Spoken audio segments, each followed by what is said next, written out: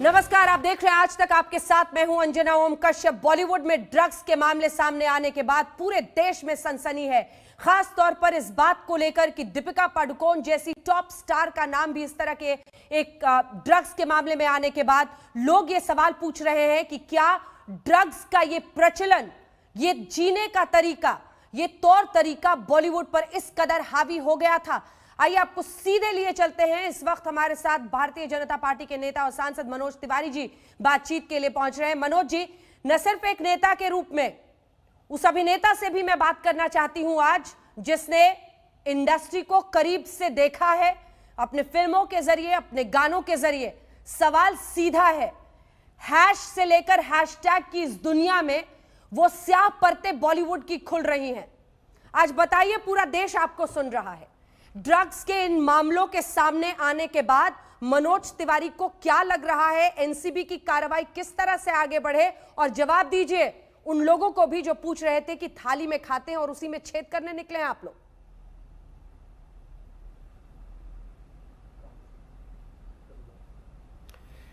अंजना जी, इस समय बॉलीवुड के एक हिस्से में जो ड्रग्स की ये सनसनी, जो तूफान उनके ड्रग्स प्रयोग करने का उठा है, वो हम जैसे न जाने कितने बॉलीवुड से जुड़े या फिर बॉलीवुड को पसंद कर रहे लोगों में बहुत बहुत बड़ा बेचैनी पैदा कर दिया है।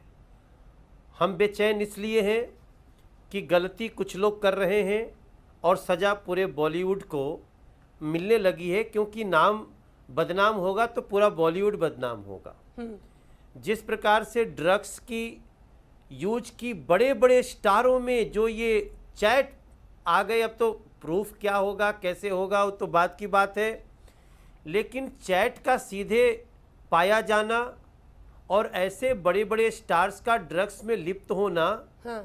सबसे बड़ा खतरा इस देश के युवाओं को, इस देश के उन सभी होनहार लोगों को जो इनको रोल मॉडल समझते थे। मनोज जी इस पर चर्चा करेंगे। मुझे बताइए, जब आपको बीती शाम सबसे पहले, मनोज जी, बीती शाम जब सबसे पहले आप तक खबर पहुंची कि दीपिका पादुकोण का चैट सामने आया है ड्रग्स को लेकर, पहली बात दिमाग में क्या आई?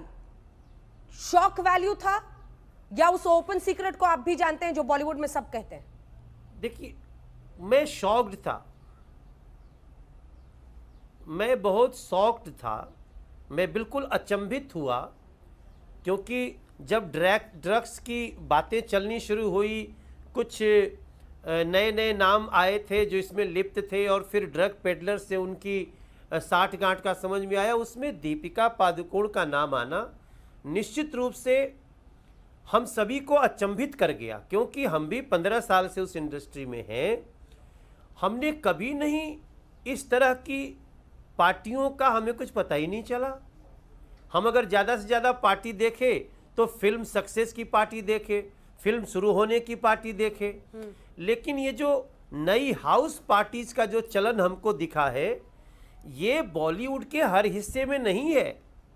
बॉलीवुड का बहुत बड़ा हिस्सा है जो कि एक टाइम से अपना काम करने के बाद बहुत ज़्यादा करता है तो थोड़ी स्क्रिप्ट सुनता है और उसके बाद अपनी नींद पूरी करता है, दोबारा काम के लिए पूजा के साथ उठता है, कैमरे की पूजा करता है, स्क्रिप्ट की पूजा करता है, अपने भविष्य के लिए हमेशा गणपति बप्पा गणेश जी को आरती करके हम लोग फिल्म की शूटिंग करते हुए देखे हमने। उसमें ये कुछ लोगों का नाम आना और स्पेशली दीपिका पादुकोण का नाम आना एक भयानक अचंभा है, और अब न जाने कितने सवाल इससे निकल गए हैं।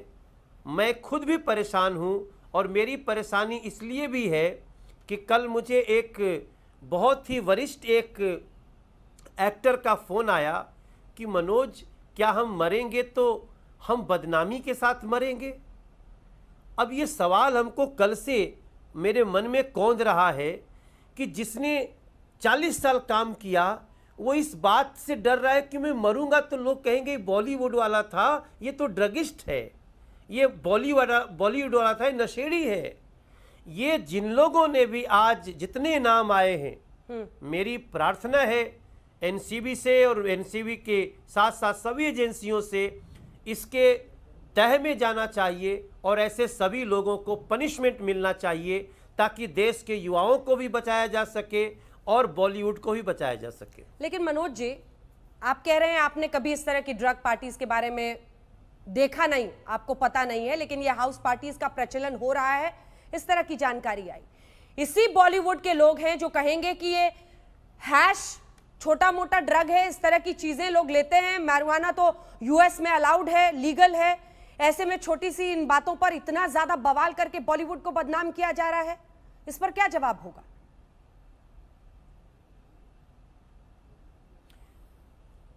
अंजना जी, मैं बड़ी जिम्मेदारी से आपको बता रहा हूं कि मैं थोड़ा दिन काम नहीं किया। मैं 2003 से और 2014 तक तो लगातार एक एक साल में हम लोगों ने 17 फिल्में की हैं। हम लोगों की जितनी पार्टियां थी, ये जो हाउस पार्टी का प्रचलन मैं देख रहा हूं, मैं तो हैश का नाम ही नहीं सुना। वो क्या एमडी और एमडीएम क्या क्या है ये हमने सुना ही नहीं। हमने बहुत ज़्यादा अगर किसी पार्टी को बहुत हॉट समझा तो कोने में मैं देखता था कि वहाँ पे शराब वराब की कुछ बोतलें रखी होती थीं, लेकिन उसमें भी पार्टी में आने वाले लोग दो भाग में होते थे। छोटे से कुछ लोग उधर बैठे रहते थे बेंच पे, बाकी अच्छे अच्छे लोग जो वो शराब से भी दूरी रखते हैं।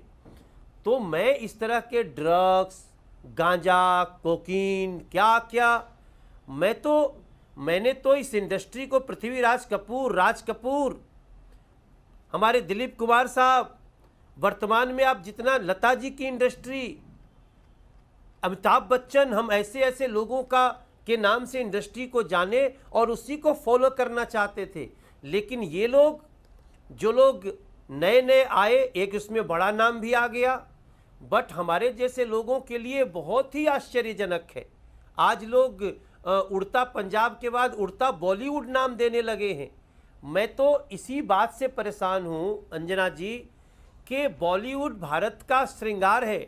बॉलीवुड के कारण पूरी दुनिया में भारत की बड़ी अच्छी छवि है, लेकिन ये लोग जो खुद को तो शर्मसार किए ही हैं, खुद को तो रसातल के तरफ कदम बढ़ाई ही है, जो बॉलीवुड को नुकसान करने का इन लोगों ने कोशिश किया है, इसके लिए कड़ी जांच भी हो और जो भी दोषी हो, चाहे वो कितना भी बड़ा हो, कड़ी पनिशमेंट भी हो। लेकिन मनोज जी, ये कहा जा रहा है ना कि भारतीय जनता पार्टी ऐसे ही कलाकारों के खिलाफ लगातार लगी हुई है, चाहे वो सोशल मीडिया प्लेटफॉर्म हो, चाहे अन्य इस तरह की एजेंसियां हो जो सरकार के खिलाफ बोलते रहे हैं।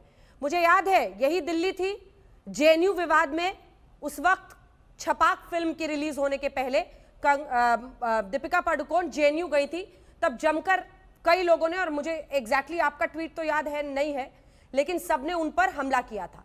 अब लोग एक डायरेक्ट कनेक्शन देख रहे हैं कि आप अनुराग कश्यप को टारगेट करते हैं, आप ऐसे दीपिका पादुकोण को टारगेट करते हैं, आपकी एजेंसियां भी ऐसे ही स्टार्स को टारगेट करती हैं। इस पर आपका क्या जवाब होगा?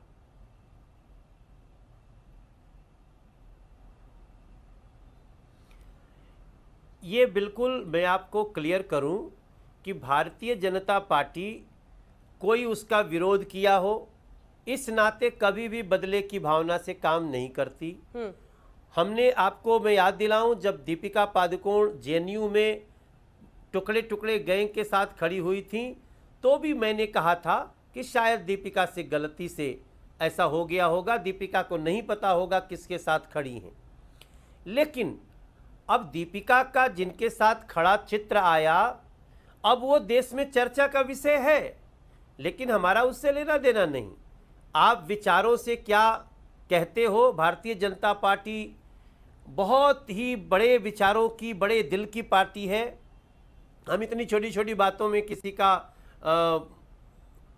विरोध या सजा देने की बात नहीं करते। हम तो आज बिना नाम लिए ड्रग्स में जो लोग लिप्त हैं, जिनके खिलाफ लड़कियों को मोलेस्ट करने का इस तरह का केस है, तो फिर हमारा उसमें एक ही मत है कि अगर कोई आया है शिकायत तो उसमें जांच हो, जांच के बाद दूध का दूध पानी का पानी हो, और जो भी दोषी हो, चाहे वो मोलेस्टेशन हो, चाहे वो ड्रग्स में लिप्त होना हो, अगर दोषी इसमें साबित हुए तो इन सभी लोगों को पनिशमेंट होना ही चाहिए, क्योंकि हमें भारत की छवि भी देखनी है। हमारे लिए थाली पूरा देश है अंजना जी, और हमारे उस देश रूपी थाली में अगर कोई छेद करेगा तो फिर हमें बहुत समस्या होगी, क्योंकि भारत ऐसे 15-16 लोगों के कारण बॉलीवुड नहीं है, या भारत नहीं है, या कलाकारों का मंच नहीं है, कलाकारों का फोरम नहीं है। यहाँ तो लाखों कलाकार हैं। अच्छा, तो ये जो भी गलत है उसकी जांच की भी मैं पैरवी कर रहा हूं, और दिन अगर दोषी हुआ तो पनिशमेंट होना चाहिए, किसी निर्दोष को सजा भी नहीं होनी चाहिए। संजय राउत कह रहे हैं जो लोग देश की संसद में ये आवाजें बुलंद कर रहे हैं उनका भी टेस्ट होना चाहिए ड्रग्स का। जाहिर तौर पर उनका इशारा सीधे तौर पर आप ही के सहयोगी और भोजपुरी के जरिए आपसे जुड़े हुए रवि किशन की तरफ है, गोरखपुर के सांसद की तरफ। संजय राउत सही कह रहे हैं? क्या है अंजना जी ना, देखिए संजय राउत जी ने क्या क्या कहा है उसकी समीक्षा तो आने वाले समय में होगी। उन्होंने जैसे शब्द महिलाओं के लिए प्रयोग किए हैं, उन्होंने जैसी बदले की कार्रवाई का पैरोकारी करी है और फिर लिखते हैं उखाड़ दिया, तो ये सारी चीज़ें तो अब पब्लिक डोमेन में हैं, और जो एक बार आ गई वो डिलीट भी नहीं हो सकती है। मैं समझता हूँ रवि किशन ने बहुत ही साहसी ढंग से एक ऐसे छत्ते में वहाँ पे अटैक किया है जहाँ से बहुत लोगों का बिलबिलाना वाजिब है, जहाँ से बहुत जो लोग गलत हैं उनको परेशानी हो रही होगी। लेकिन हम सब सांसद के रूप में भी और एक कलाकार के रूप में भी हम इस बात के पैरोकार हैं कि जब बात उठे तो जांच होने दो ना। ये जांच को रोकने के लिए कौन अड़ंगा लगा रहा है? अपनी बड़े रसूख के बल पे अपने को बचाने की कौन कोशिश कर रहा है?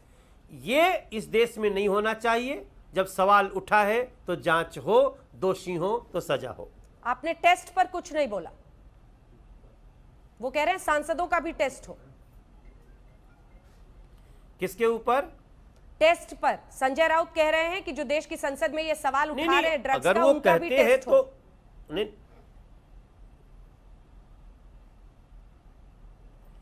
हम तो कह ही रहे हैं संजय राउत जी आए, वो ये सवाल उठाएं ना, एक प्रेस कॉन्फ्रेंस करें, कहाँ बोला है, कैसे बोला है। वो सांसद हैं, संसद के अंदर उनको भी बोल देना चाहिए। संजय राउत जी तो संसद आए थे ना, तो जब उनके मन में कोई बात है तो संसद में बोले, और अगर किसी के ऊपर भी आरोप होगा तो फिर उसमें आगे बढ़ते हैं। हम कहाँ किसी को जांच से, हम संजय राउत जी को यही बोल रहे हैं कि जांच को मत बाधित करिए। अगर सवाल उठे तो जांच करें, हम इसके लिए बिल्कुल सहर्ष तैयार होंगे। अच्छा, ये जो पूरा ड्रग्स का मामला अब सामने आया है, मामला देखिए 14 जून को सुशांत सिंह राजपूत की मौत के साथ शुरू हुआ था। आप कह रहे हैं जांच को जानबूझकर दबाया जा रहा है, और लोगों के नाम आ सकते थे, इसकी वजह से मुंबई पुलिस जांच ठीक से नहीं कर रही थी। ड्रग्स का ये रैकेट सीबीआई ईडी की एंट्री के बाद आया, चैट उन्होंने एनसीबी को दिया है, एनसीबी ने जांच आगे बढ़ाई, एनसीबी ने जांच आगे बढ़ाकर देखा, और अब देखिए मामला दीपिका पादुकोण तक पहुंच गया है। अब सवाल यही है कि आप बार बार कह रहे हैं किसको बचाने के लिए, तो मैं ही आपसे पूछ लेती हूं, आप लोग रोज कहते हैं किसको बचाने के लिए संजय राउत ये कर रहे थे, किसी को बचाने के लिए महाराष्ट्र पुलिस ये कर रही थी, किसको बचा रही थी? सर, क्या जानकारी है आप लोगों के पास, किसको बचा रहे थे ये लोग? देखिए अंजना जी, महाराष्ट्र पुलिस देश की और दुनिया की जो सबसे दक्ष पुलिसिंग होगी उनमें से एक है। और अगर महाराष्ट्र पुलिस इस ड्रग्स पेडलर्स का, ड्रग्स रैकेटियर्स का अगर पता नहीं लगा पाई तो इसमें महाराष्ट्र पुलिस का दोष नहीं मानता मैं। कोई ना कोई तो है जो इन जांच में जाने के लिए उनको रोक रहा है। सुशांत सिंह राजपूत के हत्या के केस में मैं उसको बार बार बोलूंगा, हमारा मन अभी भी यही कह रहा है कि यह हत्या है, लेकिन ऐसे केस में अगर 85 दिन तक एफआईआर नहीं होगी तो नेचुरली हमारा सवाल उठेगा। अगर उसको किसी अन्य स्टेट में एफआईआर होगा, लोग आएंगे, उनको जबरदस्ती पुलिस को क्वारंटीन कर दे, अनुमति लेके आने वाले को सवाल उठेगा। तो इसलिए मैंने कहा संजय राउत जी, आप अगर सहमत हो तो जांच सबकी होनी चाहिए, कंप्लेन पे एफआईआर होना चाहिए और एफआईआर होके जांच कर लीजिए। दूध का दूध, पानी का पानी तो होना चाहिए। हम कहाँ करें निर्दोष को सजा दो, हम तो सिर्फ जो दोषी हो उसको सजा हो, इसी के पैरोकार हैं। इसीलिए अब देखिए, इतने दिन में अंजना जी, सुशांत सिंह राजपूत के मौत हुई और उसके बाद सुशांत सिंह राजपूत को बदनाम करने की एक साजिश शुरू हो गई, सुशांत सिंह राजपूत को डिफेम करने की साजिश शुरू हो गई। अब तो सुशांत है नहीं कि वो जवाब देगा। लेकिन ये सारा कुछ देखने के बाद, मात्र इसलिए नहीं कि मैं बिहार का एक बच्चा हूं, इसलिए भी कि इस देश के और पूरी दुनिया के एक्टिंग फोरम पे उभरते हुए सुशांत सिंह राजपूत के साथ जो अन्याय हुआ है, उसकी जांच क्यों बाधित हुई, ये तो सवाल आज भी हो रहा है, कल भी होगा। साक्ष्य नष्ट किए गए हैं, आज भी पता है, कल भी पता होगा। फिर भी हमारा इतना ही कहना है, आज तक के साथ में शेयर कर रहा हूं, कि इन सारी चीज़ों में जिसका भी नाम आए, जिसके ऊपर सवाल उठे, उसकी जांच हो और सही दिशा में हो और दोषी पाए जाने पर सजा हो। हमारा आज इतना ही कहना है, क्योंकि हम भारतीय जनता पार्टी के सांसद हैं, हम बहुत जिम्मेदारी के साथ हर बात करना चाहते हैं। बहुत बहुत धन्यवाद आपका मनोज तिवारी जी, हमारे साथ जुड़ने के लिए, बीजेपी के सांसद जिन्होंने अपनी बात स्पष्टता के साथ की। लेकिन हाँ, ये जरूर है मनोज जी, थैंक यू अंजना, कि दोष का कम से कम राजनीतिक झुकाव ना देखा जाए, कि कौन सा व्यक्ति किस तरफ झुका हुआ है राजनीतिक रूप से, इसके हिसाब से जांच की कार्रवाई आगे बढ़े। ये सवाल भी उतना ही मजबूत है और इसका ध्यान सबको रखना पड़ेगा। लेकिन हाँ, जांच हो और तह तक मामला पहुंचे। नमस्कार, मैं हूं अंजना ओम कश्यप। हमें उम्मीद है ये वीडियो आपको पसंद आया होगा। लेटेस्ट खबरों के लिए यूं ही देखते रहिए आज तक, और इस वीडियो के पसंद आने पर लाइक, शेयर एंड सब्सक्राइब करना ना भूलें।